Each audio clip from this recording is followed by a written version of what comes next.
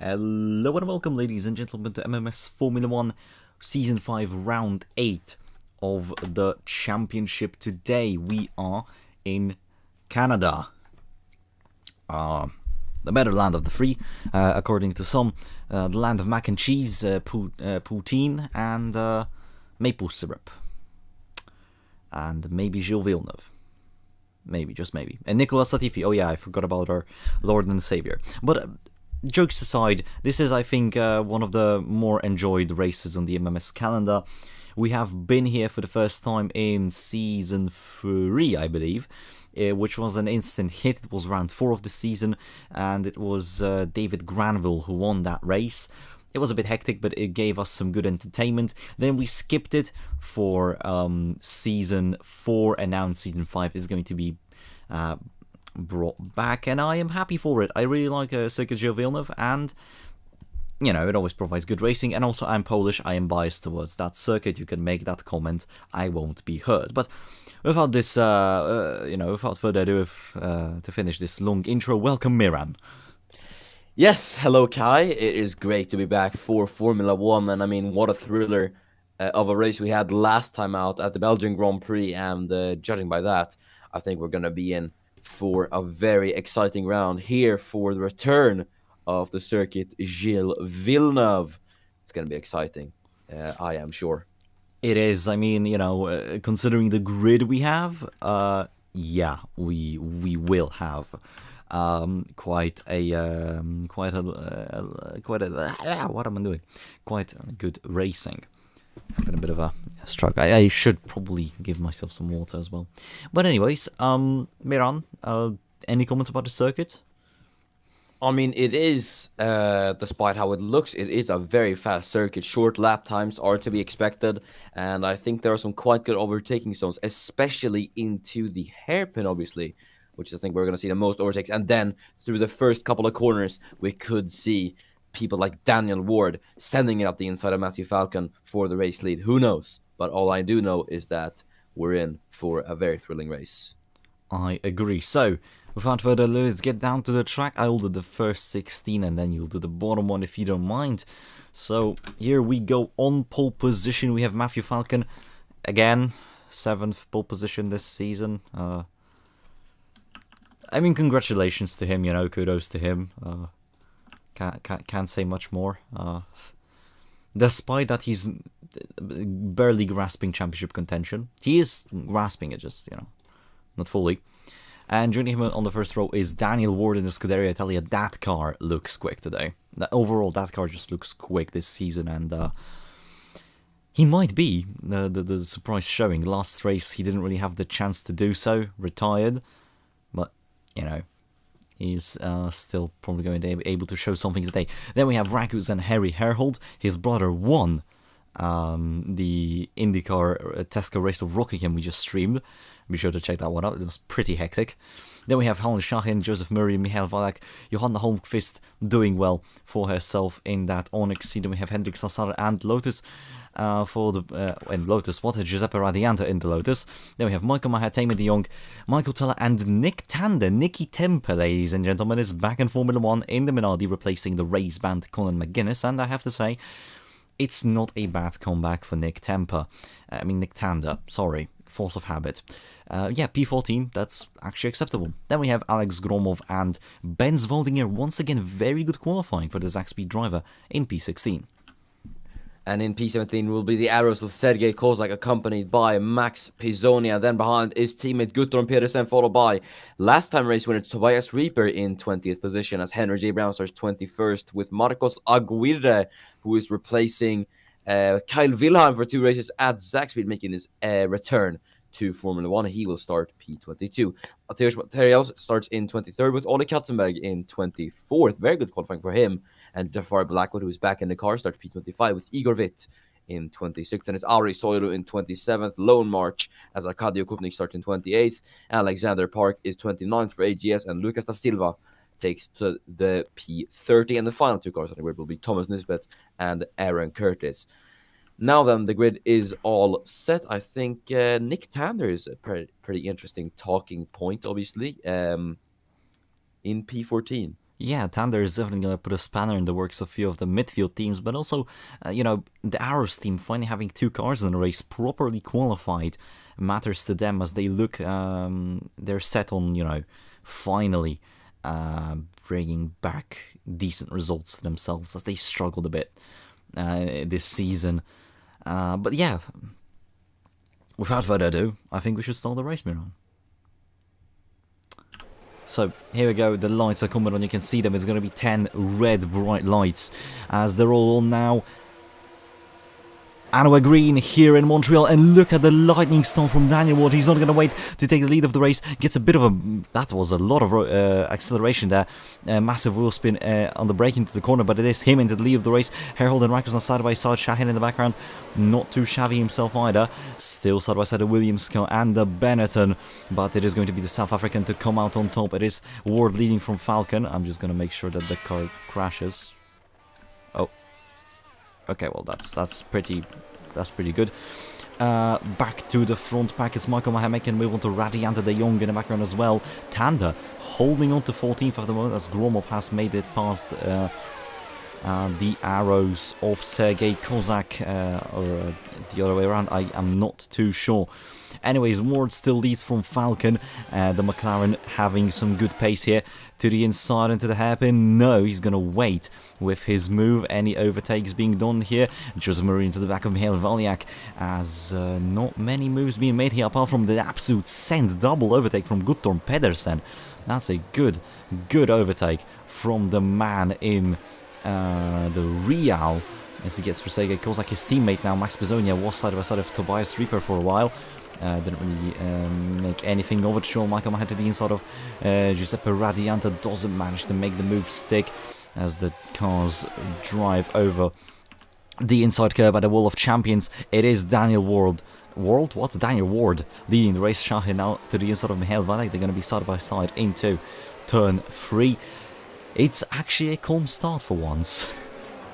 Yeah, not a lot of incidents as Shahin and Valyak will go wheel to wheel through the chicane, and Shahin does get the Croatian around the outside, but Daniel Ward once again a lightning start for the Brit, just as it was in Spa. He does it again here in Montreal, but hopefully he will be able to keep Matthew Falcon at bay, who once again has lost out at the start. It's just clear that I don't think race starts are his thing, but he does really just excel in qualifying. Either way, we're looking at Rodney Rakus in 4th at the moment, who's chasing down Harry Herhold in 3rd, and Herhold himself, who is chasing down Falcon, and who himself, there he is, going on to Daniel Ward through the hairpin. He gets it done on the Brit and retakes the lead of the Canadian Grand Prix. Only on lap 2 he takes it back from the Scuderia Italia, but it's going to be Daniel Ward in the slipstream down the Casino straight. Will he be able to do anything? There's Rodney Rakus, who's going to try there's it. Ward though. He's going to go to the inside. It's not really the best overtaking spot. He doesn't really do anything. Rakus, though, loses out to Herhold and might lose out to Shahin, as he had a horrible exit of the corner. Daniel Ward, though, swings from the outside to the inside into turn 1. Beautiful dummy overtake. That is amazing from Daniel Ward onto a world champion, mind you. I mean, I have to say, the pace from Daniel Ward, and I mean, the sheer overtaking ability from the Brit, it really makes me question if someday he is going to be a world champion with that amount of driving. It's absolutely fantastic to see him utilizing the Scuderia Italia car so well, and you can tell that the car just fits him like a glove. Either way, it's going to be Falcon in 2nd at the moment, with Harry Herhold in 3rd, chasing down his fellow world champion in the McLaren. Gonna see what happens here. You can see he gets so close during braking, and he might have a good shot trying into the hairpin. Meanwhile, Michael has still involved in the score, this time with Johanna Holmqvist, as he has Radianta behind him. Michael Maher looks set to make a move. Speaking of making a move, there is Michael Valyak onto Shahin. Very aggressive, rides the rear of that Williams, of the Ferrari, sorry. Luckily no damages. That's Radianta making it through Joel Michael Maher. That's not good. And here we go, Falcon passes Ward. Ward is slow. Ward had an engine power cut, and look at Harry Herhold, very aggressive move, and the South African manages to make it stick, I think. They're side by side across the line. I think Harry Herhold is going to take the lead of this race. He's marginally ahead. Falcon has the inside line. It's going to be a no-brainer from the Polish driver, but Herhold actually might make it stick here. He does, and Rodney Rakus gets through as well. Yeah, beautiful stuff from the pair of them. Harry Harehold into the race lead, and Matthew Falcon's lost out. Daniel Ward with the power cut. That's not a good sign for the Scuderia Italia, because that car, very, very good on performance, but it is the reliability in which they are lacking, obviously. Ward, who DNF'd out of the Belgian Grand Prix after running in the top 3, which was a massive shame for him. Okay, we're looking to pick up his first win this season very, very soon, as Halil Shahin is going to go on the inside line of the Scuderia Italia, but he is not able to get past him at the moment. A bit of a nudge there, but luckily no damage to anyone. Raku's thinking about a move. Speaking of making a move, there is Murray and Valek. Valek and again touches Shahin through that hairpin. That's just... He's just very aggressive today. As Pizzoni and Perez and the two Real cars battling for position. The Brazilian overtakes his Norwegian teammate as Reaper and Brown swing in the background. No damage though. I'm surprised. There we go. Raku loses the lead to Herhold and Falcon. There's a... Wait, where's Ward? Ward is in... Where's Ward? That's a very good... He's last. Something's happened to he's out. Ward. Oh my... Oh! Yeah, the power cut was foreshadowing. And once again, Daniel Ward's race comes to an end due to reliability. An absolute shame for him, I have to say. I mean, he's such a brilliant young driver. Just being compromised with reliability, I can tell you, it does bring him down quite a lot. Yeah, and I think this is just a sign of things to come for this race. You remember, it was pretty calm in Spa as well until the first DNF. Oh, yes. I think maybe it'll be the other way around, where we might have it a bit calmer towards the race. And who knows, we're only on lap 5 out of 23. Just looking down the order of the field. Oh, speaking of which, there is Jafari Blackwood, not the greatest of returns as his car fails out of turn 2. So that's 2 retirements already. As Raku is trying to reel in her hold. Falcon hard on the brakes there in the background. Nobody really making moves. It's a calm race. Never mind, Alex Gromov tries to avenge his teammate. Barges it into the side of Tamer de Jong. And Tamer is not going to have to defend from the Scuderia Italia. He has a bit of a better line. But Scuderia Italia has that power. They have the same engine at the back of those cars. So it's pure aerodynamical difference. And it is de Jong who's going to take the position for himself. Gromov tries it on the inside. But it doesn't work as we're getting potted again. No, not again. I have to say that the DNF of Blackwood really goes to show that LaRousse are a team that's been struggling with reliability as well.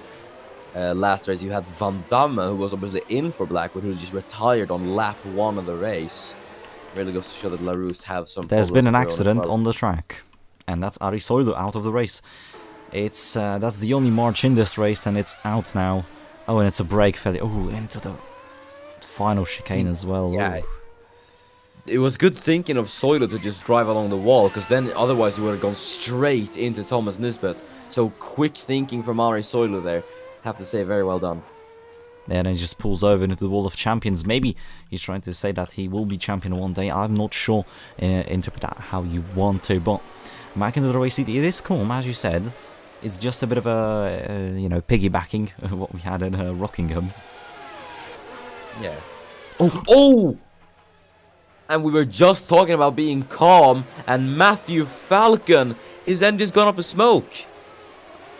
And that's once again Honda's reliability failing McLaren, and this is what basically has been costing them this season.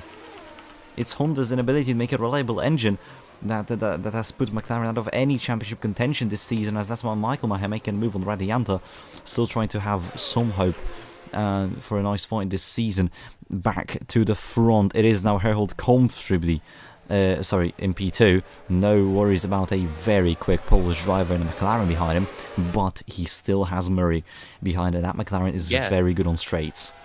I have to say, Joe Murray now running in third. I think, obviously, he hasn't scored a podium this entire season, and considering how dominant his last season was, it's a bit weird to see him down that far in the championship, but now he'll be wanting to score his first podium of the season. He's just going to have to hope that what happens to his teammate is not going to happen to him.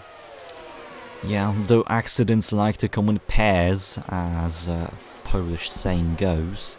So, who knows? But anyways, to focus only in this battle, it is Rodney Rackers leading, and I have to say, this is good for Williams. Like, they said that they will finally be fine. No. Oh, you are absolutely kidding me. And that is Joseph Murray. And the other McLaren, just a few laps later, has been claimed by the reliability issues. That is just a disaster piece for them. There are no words. There are no words to describe what is going on at McLaren. I mean, that is... Either way, I don't think we can describe it at the moment, as Valiak's going to go on to Herholt into the chicane, and he does make it a Williams 1-2 at the moment, as Valiak now runs a second, and might he be chasing down his teammate Rodney Rakos. Meanwhile, Schagen might fancy a move onto Herholt. He does not, but it is Holmqvist and Joel Michaelmacher battling for position. Radiante in the background as well, but Michaelmacher, look at that, he's going to get himself in front of the Swedish talent with a nice move. Nice battle there, still side by side. I think the Ferrari's going to finish it here though. Nice block. Schwell is now up into P6 and he has the pace to push for the top 5. Yeah, it's going to be interesting to see what's going to happen in the midfield and what's going to happen here in the front pack as well. Henrik Solsaller is here. And speaking of being here, that's Valek to the inside of his teammate. Herhold nearly goes into the back of the Croatians. Williams, and this now allows this opens the door of opportunity to Schacher and Salsaller, but none of them go for it at the hairpin. De Jong and Teller battling a bit. Anything happening in midfield? There is a battle here. Close to points, but not really in them. Ukupnik to the inside of Pedersen. Nice move. Forces him a bit wide, and this might allow Valiak to get through. Material to go through as well, but no.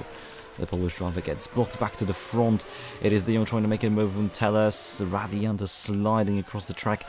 Joel Michaelmacher is catching up, but back to the front. Look at Herhold and look at Salsaller. Yeah, Salsaller's trying to shot him, but Herhold from way back on Rodney Rakos on the outside. He's going to try and make it work as they head out of turn 3. They're going to be side by side. Herhold later on the brakes, almost touching wheels there. Herhold on the inside gets it done. Nice battle and very well done from Harry Herhold up into second to break the Williams 1-2. Yeah, and Michael has now joined this fight. He's right on the back of Salsaller, and then in front is going to be his teammate Harry Shahin. So the Ferrari has pace here, it's evident. Yeah, Shahin not looking too bad at the moment. Michaelmacher hanging on there in 6th as well.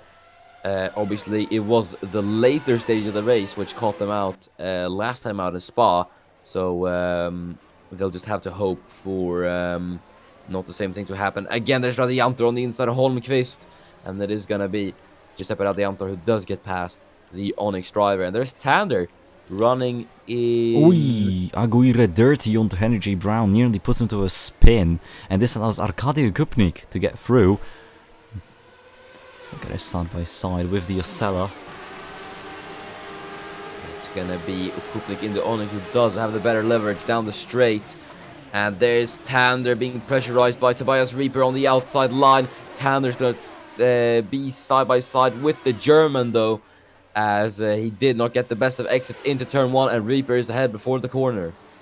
Yeah, and Tander is slowly falling out of points. Meanwhile, look at his pack here. Michaelmacher, Herhold, all in a tight pack. Meanwhile, Salsaller, Shahin, Rakus, they've flown away, and then Valiak has a very comfortable 1.4 second lead. Yeah, Valiak has been doing very well at the moment. He'll be looking to claim his second win of the season, obviously. The first repeat winner. You mentioned this in the chat. Oh, wait. It's an engine power cut for Herhold, I think. No, he's pitting, he has a gearbox failure.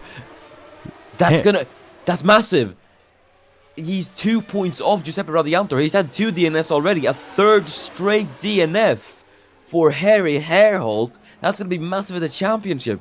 That means that either Giuseppe Radiantor or Michael Teller could be taking the lead in the championship. And that is... And Holmqvist. Holmqvist is out. Teller just went on the grass and overtook a few cars in avoidance of all of this. It's all kicking off now. But that is such a shame for Harry Herhold. His title chances, which looks oh so dominant a few races ago, it's all Oh, look what's collapsing here. happening. What? Michael has out. Michael has just stopped. He's out. That's an engine failure. He's out of the race. You're absolutely kidding me.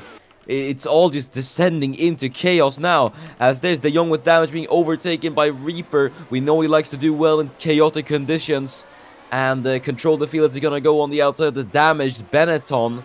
And he does get past. Okupnik's going to try to force his way past. There's going to be a contact there. I am sure you just paused before contact. Yeah, that's a perfectly cut away moment there, but I have to play the replay here as we're being botted. Give me a second. Okay, it's fine. What happened to De Jong here? Oh, he just goes on the back of Kozak. Speaking of which, Kozak gained so much out of this. Oh no, yeah, you were wrong. You lied to me. I was wrong, yeah. And Kozak, yeah, I agree with you. Kozak running in 7th, that's fantastic for the Ukrainian driver. As Okupnik dives to the inside of De Jong. Does get past. Now it is gonna be the minority of Tander who's next in line to overtake the stricken Dutchman. As we go back to the battle for the lead, it's Valyak Rakus and the lone Ferrari of Halil Shahin. We'll see how the Turkish man can do, and the Williams, they were finally controlling a race. Thing is, Aguirre on the inside. There's Henry J. Brown making a dive. Aguirre on the inside of Pedersen. Park's gonna try to get past the Norwegian as well in the Real. The two going wheel to wheel down the straight. Who is gonna get this then heading into the final chicane? It's Park by a mile. Yeah, he got a massive overspeed there compared to Guttorm Pedersen. As De Jong into the pits. Ooh, that's Aguirre nearly spinning out there. Meanwhile, it is now a new race leader. Or what was it? Was it new? Yes, it is. Yeah. This is a move by Ronnie Rackers onto his teammate. Pretty straightforward. No big fighting from Valyak. Didn't want to risk it onto his teammate. He can always re-overtake him. But yeah, we are we're halfway through. As that's Mihail Valyak with a massive dive out of nowhere, and he gets his teammate. Nicely done from Mihail Valyak. We know Valyak, as his driving style suggests, he's not a driver that likes to wait around. If he goes for a move, even if he sees the opportunity, he's going to go for it. And Halil Shahin sees the opportunity as well on Rodney Rakus. He's going to go on the inside line, takes the outside as he heads out of the corner, and he does split the two Williams now. And it is going to be Shahin in second, unless Rodney Rakus can retaliate into the hairpin. For now, he stays back. And now Henrik Salsaller has caught up to these guys. Yeah, as De Jong is now leaving the pit lane, the stricken Benetton only now getting, his final service. And the pit stop, there's Pisonia to the inside of Kozak. Mind you, Miran, De Jong pitting halfway through the race might help him strategically. It could be, yeah. That could put him on quite alternate strategy, I would say. It could be make or break for the Dutchman. I mean, we have had strategies like those impact races. Think Isakios Karmevakis in the Formula 2 Australian Grand Prix. Yeah, you know? Yeah, you were talking about the champion here as well. That was the thing that gave him the win in the end. And, well, it's going to be definitely interesting. Valyak, though, who's got a very angry, prancing horse behind him. Halil Shahin is trying to pilot that thing to victory, and Rodney Rakus running in third as well. Rakus with a massive moment on the curb there. A lot of wheel spin as Halil Shahin thought about going to the inside. You can tell by the way he pointed his car, and that's a bit of a mistake. He goes a bit wide, loses time to the leading Williams car, but he has all the slipstream in the world to him. He's gonna send it on to Valyak sooner or later. I think it's not a case of if, it's a case of when. The same with Salsaller onto Rakus. Shahin is already sending it, he has the overspeed, and Valyak again just gives it up. No point fighting for that corner. Salsaller is unsuccessful in his maneuver, as the top pack now, four-way battle, 3 teams for the race lead. Shahin doing very well at the moment for himself.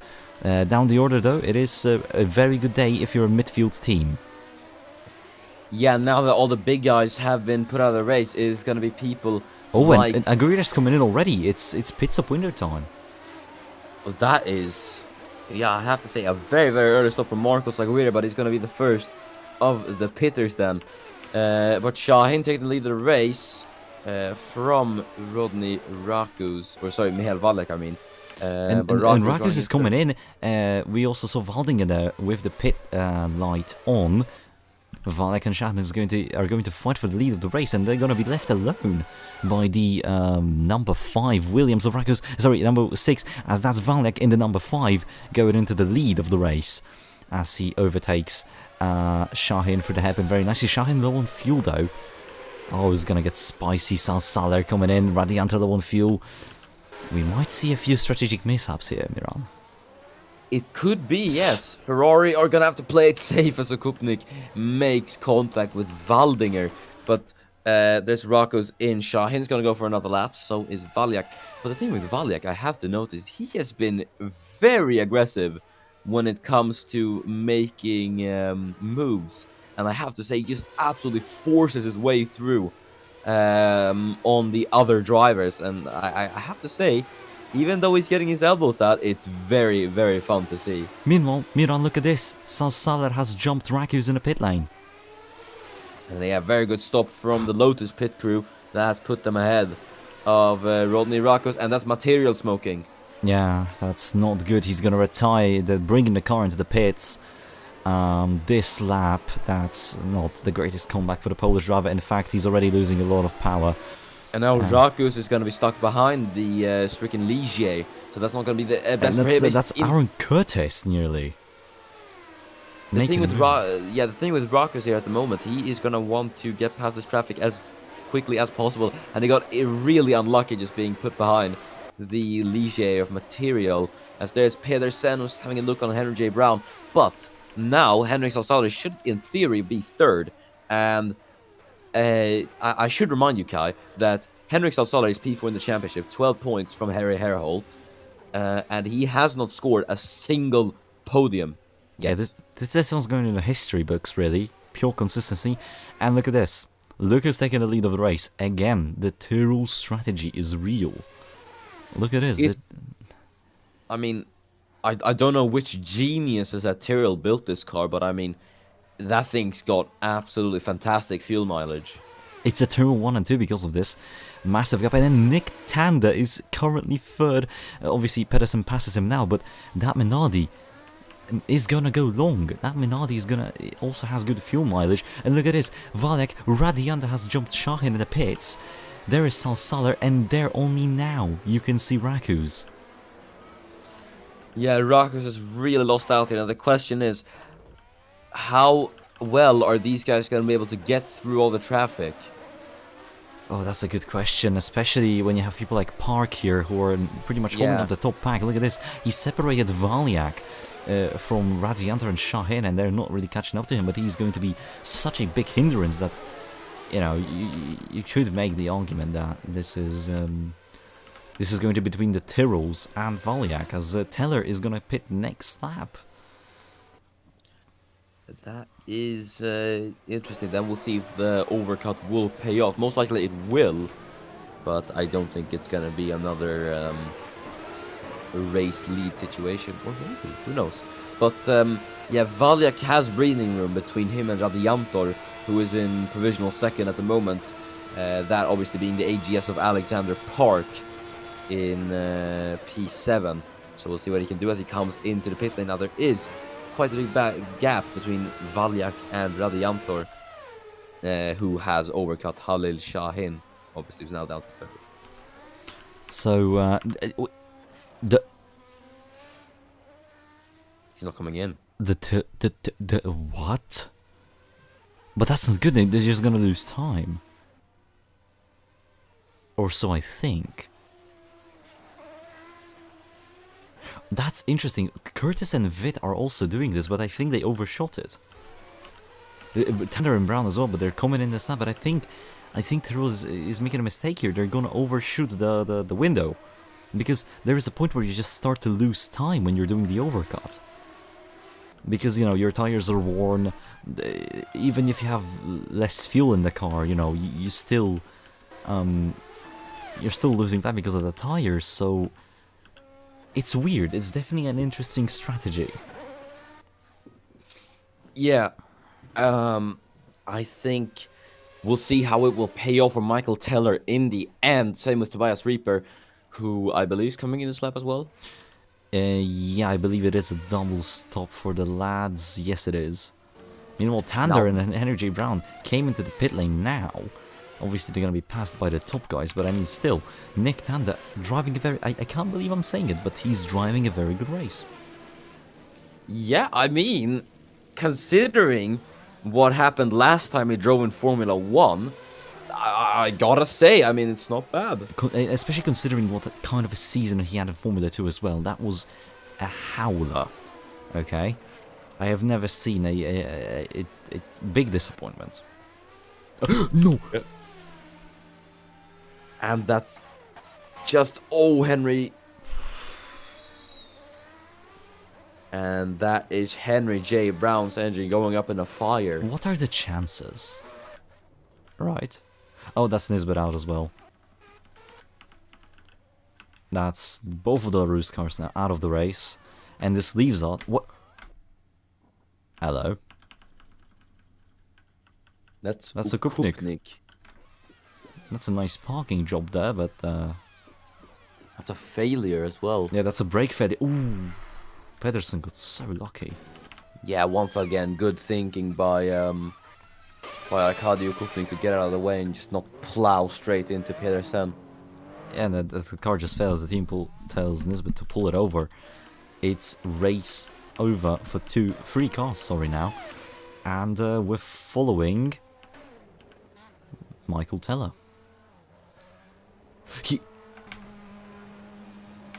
I think he might have run out on entry. Oh no, never mind. It's just an AI thing. It looked like a weave they do when they run out of fuel. But no. So the question is now, will it work? No, it will not. There is Valiak. They could still be in the top 5, one of them at least. One of them will be in the top 5, but they're not going to contend for the win. Actually, I'm not so sure about that, because there is Rodney Rack, who's the man who's been marked strategically today. And, oh, it's going to be tight on exit there. It's going to be very tight on exit as he comes out. He is in front. Just ahead of Rodney Rakus. And now Teller is joining this little fray. Yeah, and then Shahin and Radianta are your only real battle in the top 5, because Mikhail Volak is just running away with it. Not the outcome I predicted, really. Then again, I didn't say my prediction, so... Igor Witt, though, in the points. Same with Lucas De Silva again in the points, though, never mind. Curtis passes him. Aaron Curtis in the points.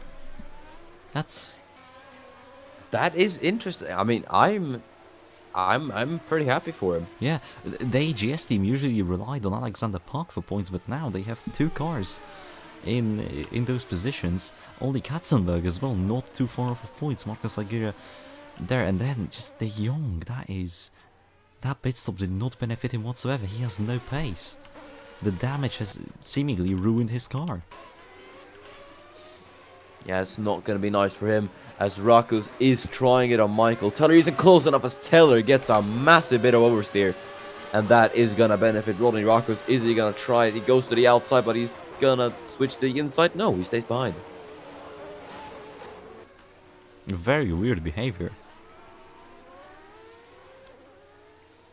That is strange. But Rakus, I don't think the battle's going to be over yet. He has a look on the inside, but yeah, look at that. He just isn't close enough to Michael Teller. Teller is pulling away.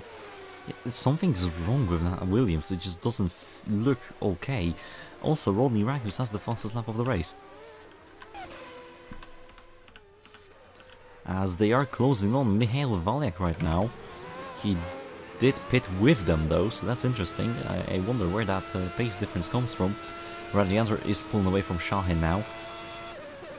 We will have 3 laps to go when Valiak crosses the line this lap, and I'm really curious to see how this race will go down, because it's been, compared to Spa, this has been a very nice, calm race, especially after what we've been through with Rockingham. That was... Just watch the race, guys, you'll understand.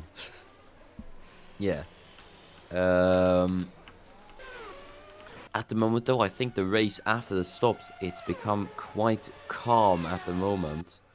Valiak leads by 1.5 from Radiantor, and Radiantor, who has a second of a gap ahead of Shahin in third. I mean, like, But, you know, you think about it. All races can't be Miran, massive you know, the over... last time we said it's a bit calm. We had like 3 cars DNF right in front of our eyes. But to be fair, you know, all races can't be massive, crashy, overtakey, final lappy, crashy, overtakey race, you know? Oh, yeah. Sometimes you just gotta, you know, sit back, you gotta plan a good strategy, and you gotta just drive the car all the way until the end. And, you know, I think it is proving to be one of those races at the moment with 2 laps to go. With 2 laps to go, Radianta is on the back of Valiak. Both are looking to claim their second wins. Well, that's going to be an interesting result nonetheless. They're going to break the streak, which I'm a bit sad about, you know. Yeah. But still, having 7 different winners in 7 races is something insane. Especially in a sport like Formula 1. Also, Miran, the pins have arrived.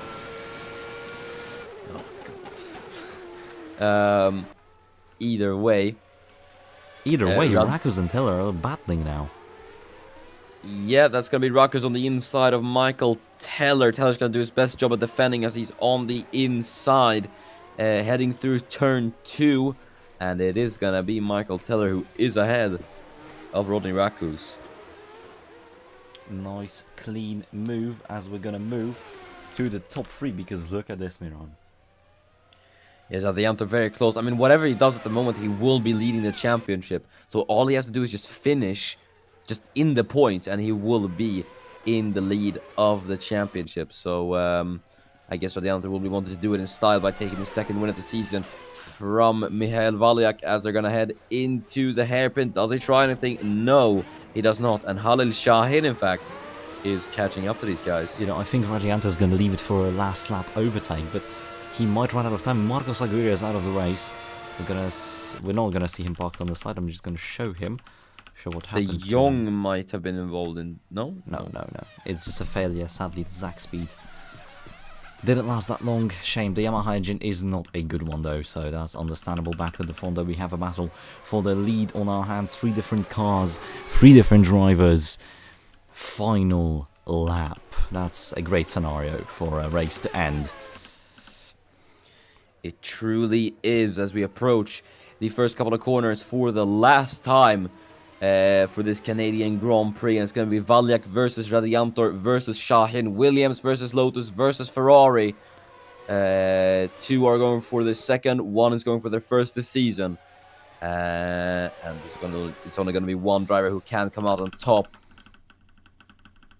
Oh no! Who? Oh no! Voldinger is smoking and Ole is in the wall. Yeah, he is. That's a massive shame for Katzenberg. Has he even finished a race this season? He has. I believe so, at least. Yeah, he has. Yeah, still a big shame. This is giving 3 positions to Tamer de Jong. Yep, I guess there's something to be gained in that. Either way, then, as we're gonna head down into the next braking zone. Radiantor not close enough, neither is Halil Shahin. All these 3 guys are just waiting patiently, but there's not going to be enough time left, I don't think, as we're going to head into the hairpin. Yes, now or never for Giuseppe Radiantor, and he does not try it. But Shahin is actually going to try it. Tries to get the better exit. This is going to separate these guys from Valiak, but it's going to be Shahin. Penultimate corner, and he gets it. He gets the better traction. Uses the mistake of Giuseppe Radiantor and gets in front, but Radiantor has slipstream. It's not over till it's over. That's the saying in MMS. Radiantor goes for it, but it's too late. Michael Valiak is going to win the Canadian Grand Prix, second win of the season, breaks the streak, but what an important win this is for Williams and Valiak as a driver. Shahin in second, Radiant in third. Sal Saller continues his streak of non-podium finishes in the points. He's fourth. Then we have Teller fifth, Rakus, Reaper, Max Pizzoni in eighth. That's very well done from Max Pizzoni, and Alex Romo's going to finish ninth, not before sliding through the final corner. But yeah, you could tell these tires are absolutely done by some of these guys as they're just sliding through the final corner. Sergey But Kozak gets 10. Shahin Yeah, has claimed his first podium of the season. that's painful, but that's also good. Ferrari finally on a step of the podium, reliability issues defeated, you could say. Then you have Tanda in P11 points on debut in his only race this season. But that's a really good result. Then you have Pedersen, Park, Witt in the points, Lucas da Silva, and Tamer de Jong. Oh! De Jong has got... You're joking. So Waldinger's car fails on the final corner of the final lap while he's in the points. And then Curtis, dearie me. And then I think in goes the... I think if the motorsporting career ever fails for Aaron Curtis, he should take a ballet. I agree. Just misjudged it and the car goes. Massive shame for Aaron Curtis, though. They will be classified, but this is a point for Tamer de Jong. That's, I think, nice consolidation there. Consolation. Yeah. Yeah. But Michael Valek, race winner. Fastest lap goes to Rodney Rakus, so Williams gets the big point point result from this race. And there's been no penalties. Yeah, it's been... We only had one damaged car until the final corner. And that was de Jong. That's phenomenal. Yeah, it's been a very nice race. Submit on driver of the day. Ooh, I am going to give it to...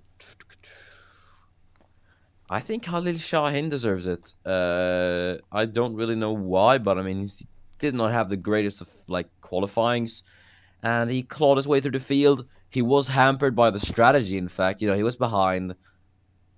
He lost the race lead, but I think he still did a very solid performance today. So my drive today will go to Khalil Shahin. You know what? I don't. I'm gonna say something that probably never should have been said, but I am going to give my driver of the day to Nick Tanda. Ooh. Has been exiled from F1 for a whole season. Finished, mind you, P16 in Formula 2 with 3-point scoring finishes, a disqualification and a race ban in 5 races. Has only been in the top 10. He has finished all the races in the top 10, but still, I don't know, man. It's nice to see him flourish though in that Minardi. It's like a comeback. It's like the raspberry, the Raspberry Awards, right? The what? The Raspberry Academy Rewards, where they reward the worst movie of the year. No, I don't know actually. Okay, so basically they have this award called the Razzie Redeemer, where a director, manages to make a good movie, do a comeback after a bad one. So this is a Razzie Redeemer being awarded to Nick Tanda now. Congratulations. You did a good job. Pat on the back. Miran, you know what the next race is? It is, in fact, it's gonna be the United States Grand Prix at Watkins Glen. Yes, it is. You know what that means? We're in for a treat. Yes, we are. And then you have the race in Interlagos, the season finale, and I betcha this championship will go down to the wire. I can imagine it will be, now with Radiantor taking the lead of the championship. So, without further ado, guys, we'll see you in the next race. Be sure to watch stuff like LMS as well.